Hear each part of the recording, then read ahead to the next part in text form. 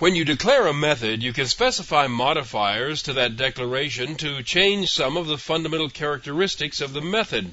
Every method must be declared with a name and a return data type. A method can also have one or more argument values passed to it, and it can have one or more modifiers in front of it. This lesson explains the modifiers. This is a method with no modifiers.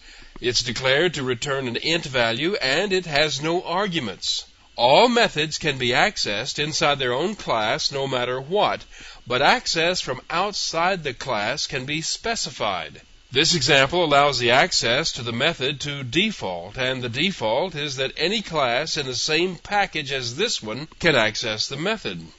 The access can be opened up to every class, no matter what package it's in, by specifying it as public. This modifier takes off all access limitations.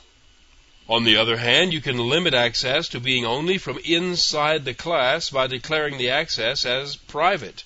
Just like with data items, this method can be accessed only from inside the class. You can't even access it from a subclass. You can take that one restriction off of it by making it protected. A protected method can only be called from within its own class and from subclasses of the class. Nowhere else. Those are all the access modifiers, just like the ones for data: default, public, private, and protected. But there are a few other modifiers for methods. A static method is also known as a class method. A static method resides in memory in the class definition, not in each object. It can be called from any other method in the class, static or not. One thing about a static method, it cannot directly access data that is not also static. You can see why. If you reference a dynamic data item from inside a static method, it has no way of knowing which object you're talking about that contains the data. An abstract method is a method declaration that has no body. That makes it an incomplete method definition, and it must be declared as abstract. The class that holds an abstract method must also be abstract. It must be an abstract class, and the class must be declared as abstract. If you forget to use the word abstract anywhere, the compiler will remind you.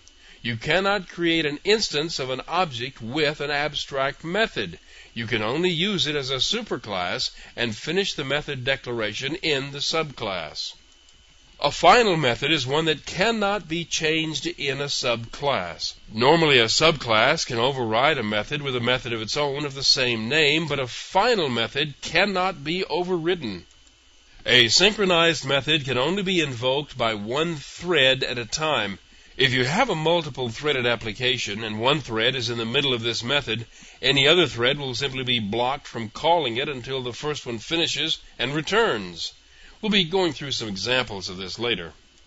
If you want to call a function written in another language, such as C, and call it from Java, you declare it as native and you can call it directly. You'll need to write the C function and set it up to be called, and the technique for doing this varies from one C compiler to the next and from one operating system to the next. You can find out how to do this on the Sun website.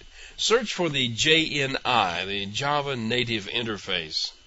You can use more than one modifier on a method as long as no two of the modifiers conflict. The order of the modifiers doesn't matter, except that they all must come before the return type declaration, and the return type declaration must come right before the name of the method.